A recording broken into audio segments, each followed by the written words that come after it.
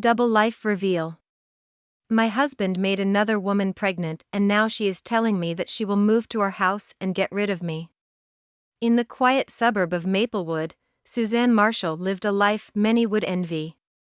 Married to Christopher, a charming and successful architect, they seemed the perfect couple in their close-knit community. Their home, a beautiful Victorian-style house with a well-manicured garden, was the epitome of their seemingly idyllic life. That evening, as Suzanne set the table for dinner, her mind was filled with mundane concerns: Christopher's upcoming business trip, the garden club meeting next week, and the new recipe she was trying out tonight. The sound of the doorbell shattered her thoughts. Expecting Christopher, she hurried to the door, a warm smile on her face. Standing on the doorstep, however, was not her husband but a young woman, visibly pregnant and anxious. "Can I help you?" Suzanne asked, puzzled. The woman hesitated, her eyes darting nervously. "I'm looking for Christopher Marshall. I need to speak with him. It's urgent." Suzanne's smile faded, replaced by a frown. "Christopher isn't home yet. Can I take a message?" There was a pause, heavy with unspoken words. The woman took a deep breath. "My name is Emily. I think it's best if I talk to him directly. It's about our baby." The world seemed to stop spinning for Suzanne. "Our baby?" The words echoed in her head, each syllable a hammer blow to her heart. Emily nodded, her eyes filling with tears. "I'm sorry. I didn't know he was married until recently. I had to come." Suzanne felt as if the ground beneath her was crumbling. Her perfect, orderly world was imploding, each piece of the life she knew and cherished falling away. She barely heard Emily's apologies, the explanations, the words that seemed so alien yet so devastatingly clear. "Thank you for telling me," Suzanne managed to say, her voice a hollow whisper. She closed the door gently, her mind racing. The sound of Christopher's car pulling into the driveway moments later was like a distant thunderstorm approaching. As she turned to face the life she thought she knew, a storm of emotions raged within her. Betrayal, confusion, anger, heartbreak, all swirling in a tumultuous sea. The door opened, and Christopher stepped in, unaware that the world as they knew it had just irrevocably changed. The dinner table remained untouched that night, the aroma of Suzanne's carefully prepared meal dissipating into the tense air. Christopher, sensing the unusual silence, looked at Suzanne, his brow furrowed in confusion. "Is everything all right, Suzanne?" She stood motionless, her back to him, her mind a whirlwind of emotions. Finally, turning to face him, her voice trembled as she said, "We had a visitor today, Christopher.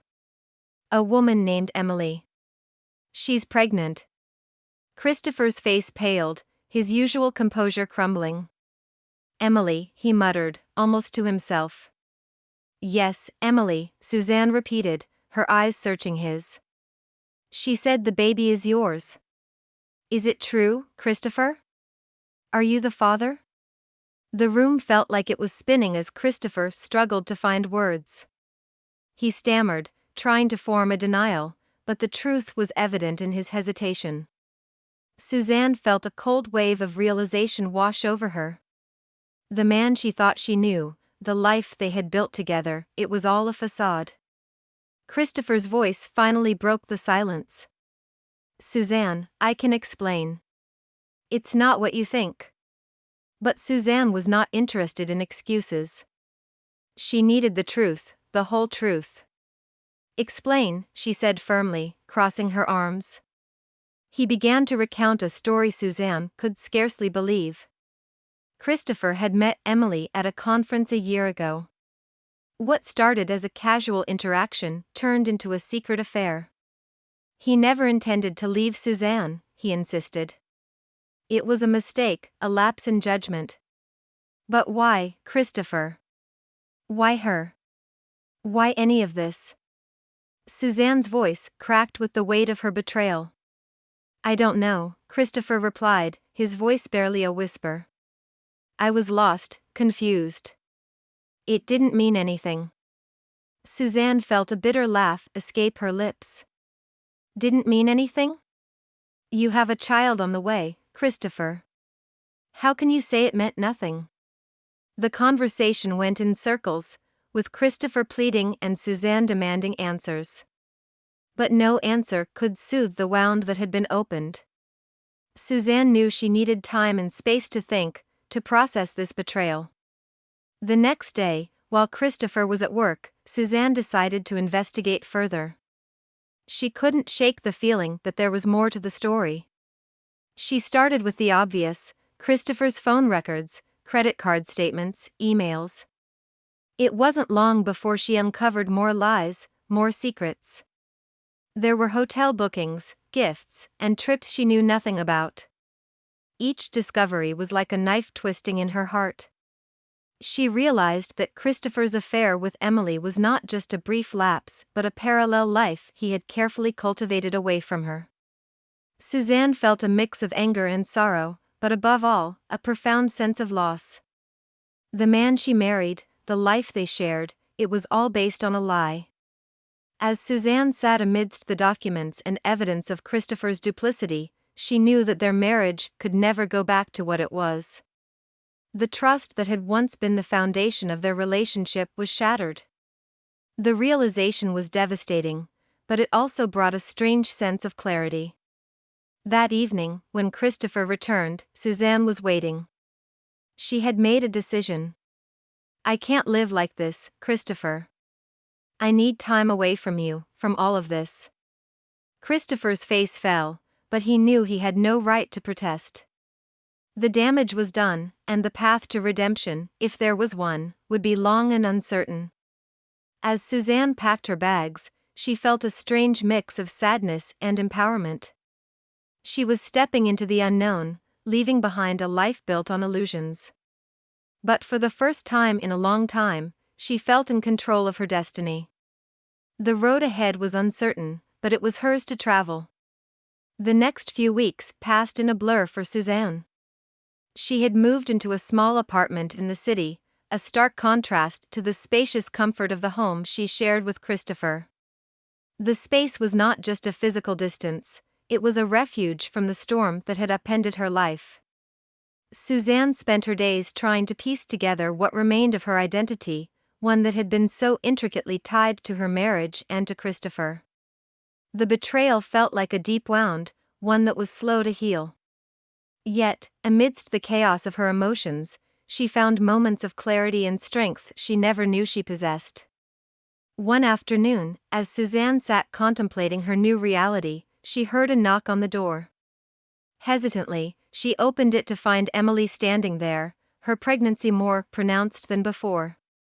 Suzanne's first instinct was to close the door, but something in Emily's eyes stopped her. There was a shared pain there, a mutual understanding of being deceived by the same man. Can I come in? Emily asked softly. I think we need to talk. Reluctantly, Suzanne nodded, leading Emily into the small living room. They sat in silence for a moment before Emily began to speak. I didn't come here to ask for your forgiveness, or to justify what happened, Emily said. I came because I think there are things you should know. About Christopher. Suzanne listened, her emotions a complex tapestry of anger, curiosity, and a surprising sense of empathy. Emily revealed how she met Christopher, how he had spun tales of a strained marriage and impending divorce, how he promised a future he never intended to deliver. As Emily spoke, Suzanne realized the depth of Christopher's deception. It wasn't just a series of lies, it was a complete fabrication of reality, tailored to each of them. The stories he told Emily were a stark contrast to the life he lived with Suzanne. It was evident that Christopher had mastered the art of duplicity, living two separate lives with such ease that neither woman suspected the truth. The conversation turned to what lay ahead. Emily was adamant about keeping the baby, regardless of Christopher's involvement.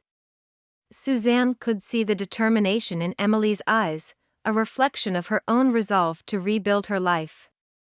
"You don't have to go through this alone," Suzanne found herself saying. "If you need anything, I'm here." It was a strange moment, offering support to the woman who was a part of her husband's betrayal. But Suzanne realized their situation was not black and white. They were both victims of Christopher's lies, and in that, they found an unexpected bond. As Emily left, Suzanne felt a weight lift off her shoulders. The conversation hadn't healed her wounds, but it had brought a sense of closure and understanding. She realized that her journey was not just about moving past Christopher's betrayal, but also about rediscovering her own strength and worth. The days that followed were a mixture of introspection and action. Suzanne filed for divorce, a decision that was both painful and liberating. She knew the road ahead would be challenging, but for the first time in a long while, she felt hopeful about the future. In confronting the truth and facing her fears, Suzanne had begun to reclaim her life. The betrayal would always be a part of her story, but it would not define her. She was ready to turn the page, to start a new chapter on her own terms. In the solitude of her new apartment, with its sparse furnishings and unfamiliar walls, Suzanne found herself at a crossroads. Each day brought a new challenge, a new opportunity to forge her path.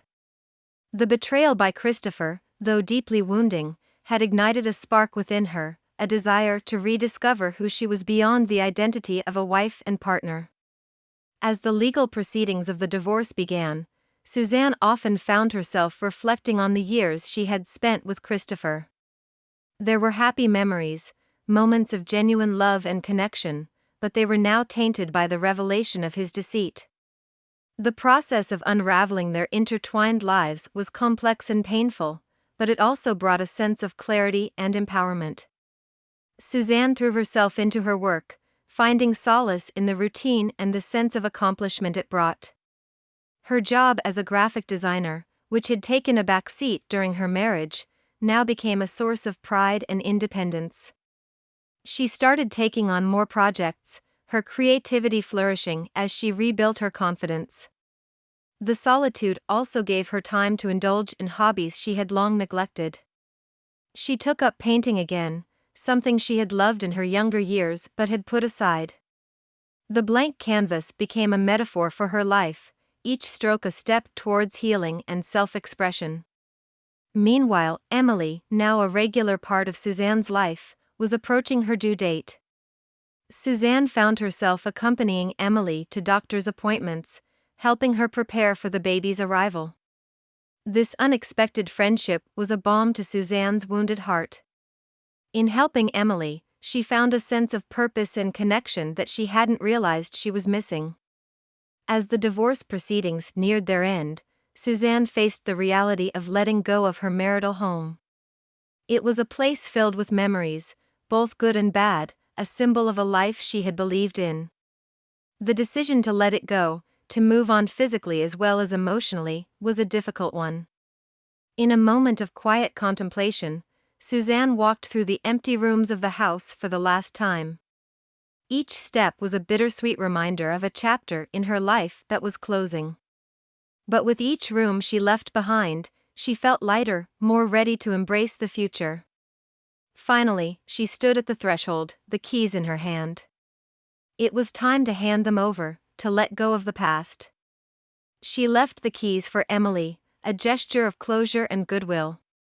The house would be a home for Emily and her child, a new beginning for them, just as Suzanne was embarking on her own new journey. As Suzanne walked away from the house for the last time, she felt a mix of sadness and hope. The road ahead was uncertain, but it was hers to travel. She had faced the deepest betrayal, but in its wake, she found resilience, compassion, and a deeper understanding of herself. The chapter of her life with Christopher was over, but a new one was just beginning. A chapter filled with possibilities, challenges, and the promise of new beginnings. Suzanne stepped into her future with a sense of purpose and a heart open to whatever came next. As the autumn leaves began to turn, painting the city in shades of amber and gold, Suzanne stood on the balcony of her apartment, looking out at the bustling streets below. It had been several months since she left her marital home, since she made the decision to start anew. The world, once so familiar, now seemed filled with endless possibilities. The divorce was finalized, a chapter firmly closed, leaving Suzanne with a mixture of relief and melancholy. It was an end to a significant part of her life, but also a liberation from the chains of deception and heartache. Emily had given birth to a baby girl, Lily, a few weeks earlier. Suzanne had been there at the hospital, holding Emily's hand, a witness to the miracle of new life. Seeing Emily with Lily, a wave of emotions washed over Suzanne. There was a pang of sadness for the life she could have had, but also joy for the new life Emily and Lily would build together. Suzanne's friendship with Emily had grown stronger, an unlikely bond forged through shared pain and mutual support. She often helped Emily with Lily, finding a sense of peace and happiness in the child's innocent laughter and bright eyes. In helping to care for Lily, Suzanne rediscovered a part of herself she had forgotten, a nurturing, compassionate side that had been overshadowed by her own struggles.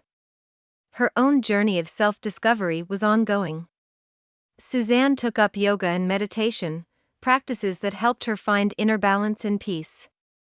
She read voraciously, attended workshops, and even started writing a blog about her experiences, connecting with others who had faced similar challenges. Professionally, Suzanne's career was flourishing. She had taken on challenging projects, her designs receiving recognition and acclaim. The independence and success in her work filled her with a sense of pride and fulfillment that was entirely her own. One crisp autumn evening, Suzanne attended a local art exhibition, her paintings displayed among the works of other local artists. As she mingled with guests, discussing her art, she realized how far she had come. The pain of the past was still a part of her, but it no longer defined her. She had emerged stronger, more confident, and more self-assured. As the exhibition came to a close, Suzanne found herself engaged in a deep conversation with a fellow artist, Mark. He was kind, intelligent, and shared her passion for art and creativity. They talked for hours, and as they said their goodbyes, Mark asked if she would like to meet for coffee sometime. Suzanne smiled and agreed, feeling a flutter of excitement at the prospect of new beginnings. Walking home that night, Suzanne felt a profound sense of gratitude. The journey had been difficult, filled with obstacles and heartache, but it had led her to this moment, to a place of healing and hope. As she lay in bed that night, looking out at the city lights, Suzanne realized that life was a tapestry of experiences, each thread woven with its own story. Her story was one of resilience, of finding light in the darkest of times, and of opening her heart to new beginnings. She drifted off to sleep, her heart full of hope for the future. Tomorrow was a new day, a new chapter in the ever-evolving story of her life. And she was ready to embrace it with open arms.